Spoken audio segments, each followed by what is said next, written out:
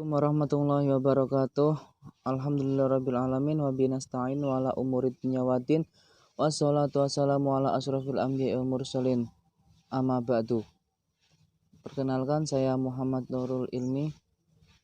Yang terhormat Pak Nur Said selaku dosen pengampu mata kuliah Ilmu dan Islam Terapan. Di sini saya ingin menjelaskan sesuatu.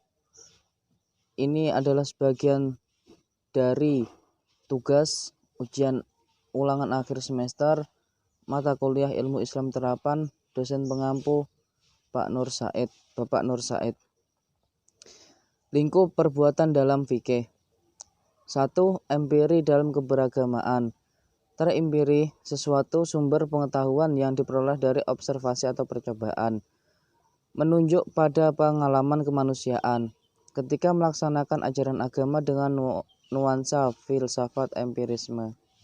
Oleh karena itu, berbeda dengan positisme, aliran ini mengakui adanya pengalaman keberagamaan dan terkait dengan dunia transendental yang sifatnya adikodrati dan suprainsi.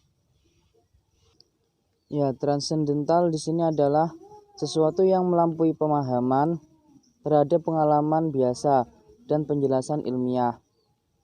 Sedangkan adikodrati adalah sebutan untuk kejadian yang tidak bisa dijelaskan dengan hukum alam atau berada di atas dan di luar alam. Ketika seseorang melakukan ajaran agama Islam, maka hasilnya adalah produk pengalaman kemanusiaan yang dapat diurai menjadi dua bagian pokok. Dengan ungkapan lain, di sini dapat ditentukan dua unsur dasar. Pertama adalah agama, yang lainnya adalah perihal manusia beragama dan jika dibendakan menjadi keberagamaan. Sebagai acuan berbuat, maka agama bukanlah produk manusia, melainkan wahyu dari Tuhan. Nah, di sisi lain, keberagamaan justru merupakan dan harus dihasilkan sehingga menjadi produk kemanusiaan. Nah, sebagai respon kepada wahyu dari Allah Subhanahu wa taala yang mengandung unsur responsive, maka volume kekuatan tersebut dipengaruhi oleh muatan atau isi dalam sumber ajaran. Akan tetapi pada akhirnya faktor-faktor yang mempengaruhi besar kecilnya kekuatan tersebut lebih ditentukan oleh proses tumbuhnya perilaku iman. Oleh karena itu, telaah tentang potensi Islam ini dapat diawali dengan bahasan mengenai lingkup perilaku iman dalam metodologi ilmu usul fikih yang merupakan metode perumusan hukum dalam Islam. Yang kedua, lingkup perbuatan beragama. Seberapa jauh dan lebar cangkupan kegiatan ataupun perbuatan yang dapat ditampung oleh keberagamaan dalam Islam dapat ditelaah dari bahasan-bahasan ilmu usul fikih.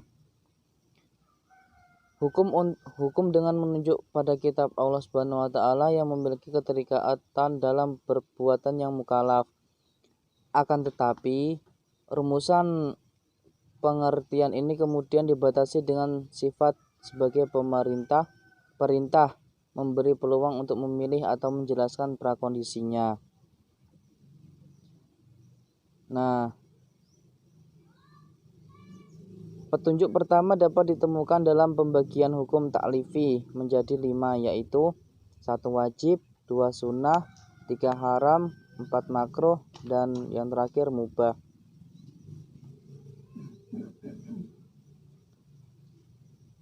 Nah, di sini referensinya terhadap ilmu Al-Quran dan tafsir.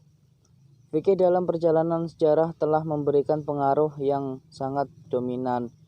Jadi ini ada kaitannya dengan prodi kita, yaitu prodi ilmu Al-Quran dan tafsir.